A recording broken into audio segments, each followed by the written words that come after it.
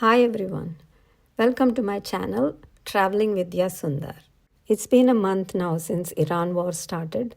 This video is about our experience on the first day of war in Dubai.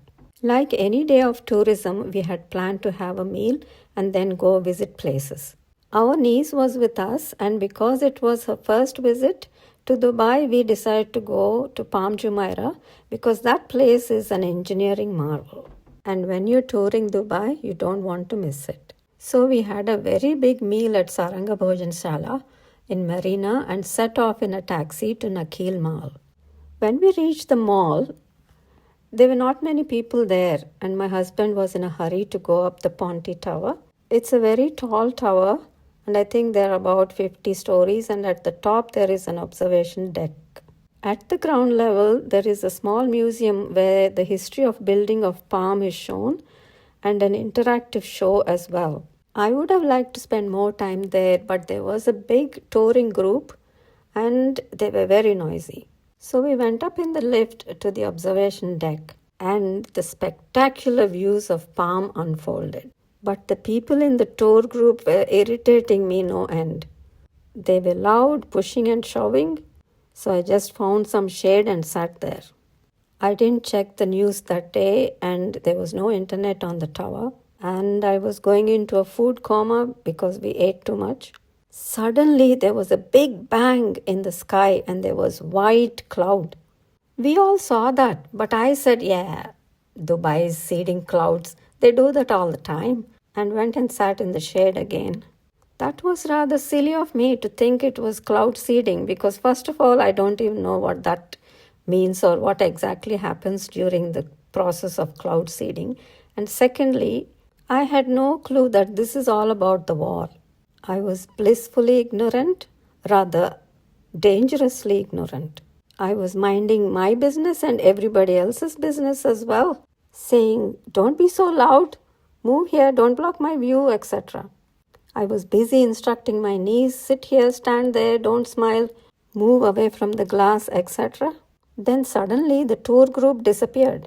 Good riddance, I thought, and I went on taking pictures because now the sun started setting and the view was spectacular. By then, the staff from the cafe were packing up, and my niece said, Auntie, something is really wrong. My flight got cancelled, and the tour group ran off, and the staff are leaving. So we went down in the lift, and at the ground level, there was some more commotion with another group of tourists.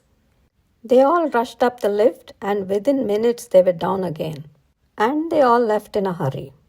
It was then I saw a drone go over my head. It went past me, and then there was a huge bang. My husband was busy trying to book a cab, but GPS was not working. Because there was no taxi, we sat in the cafe and we had some coffee. The waiter in the cafe showed us a video that the Fairmont Hotel on Palm Jumeirah was hit by a drone or some debris. My mind just froze. Are we supposed to run? And where are we running?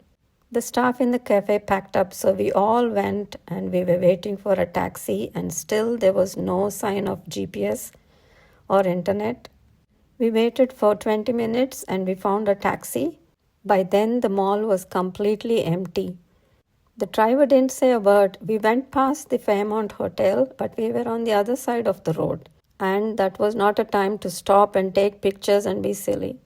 By then, I recovered from the food coma and now the brain fog has started. What happens now? Where do we go? My niece's flight got cancelled, but we don't know about our flight. We went to our apartment in Marina and then it really hit me.